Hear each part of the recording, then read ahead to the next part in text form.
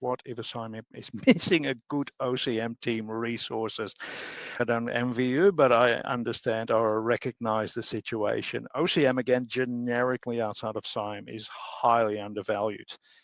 The relevance of addressing the people aspect of any transition, any change is pertinent in making it successful. For SIAM, where we are changing the ways in that we work, where we're introducing new roles and responsibility, it is almost impossible to not have a people element to your transition, implementation, improvement, whatever you want to call it. So that makes OCM critical. And it's said in a number of times in the bodies of knowledge as well.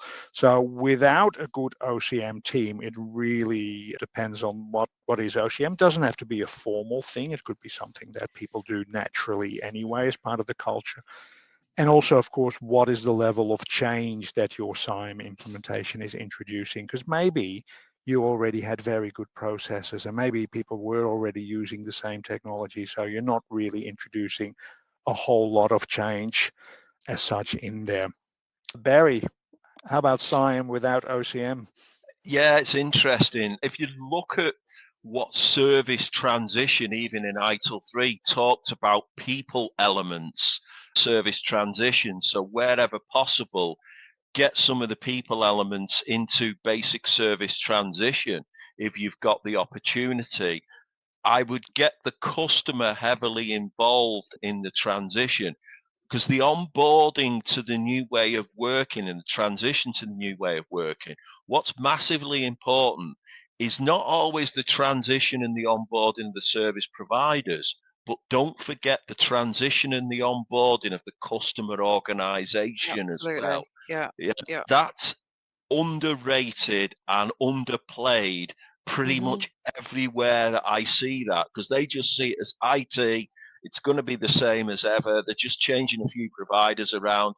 They don't see that actually this is going to be a massive benefit to them if they get involved in the journey as well. So from that OCM perspective, wherever possible, and get the customer very involved in delivering the message. One organization that I've worked with recently, I've been trying to get the service integrator to do all the messages, and the service integrator just hasn't got the credibility that the customer has.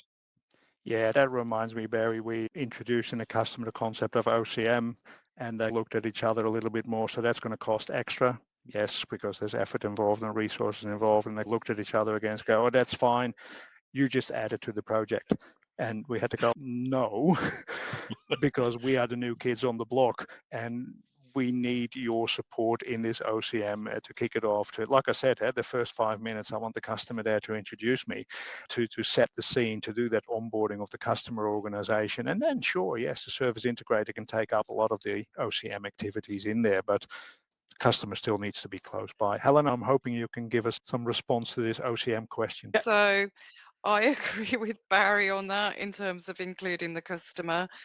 And also, like Barry says, fronting it up, especially at things like town halls and stuff. So it's through IT and through the business as well, because stakeholders can get a little bit jittery within the transition period and a bit worried about return on investment and the value of SIAM's going to bring.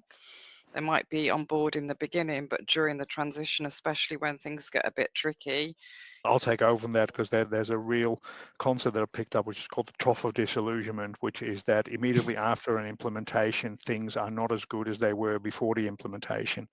And that's where the naysayers go. You see, it's not working. Let's go back to the old way of working, et cetera, et cetera. So OCM basically need to carry through early life support, but even into operations to manage people through that initial new unfamiliar feeling that any project, but SIAM in particular, delivers in there. I think OCM should be same as breathing. It's part of how we work. And so if we used to talk about project officers, and I think any project should have an OCM component, a SIAM implementation probably doubles.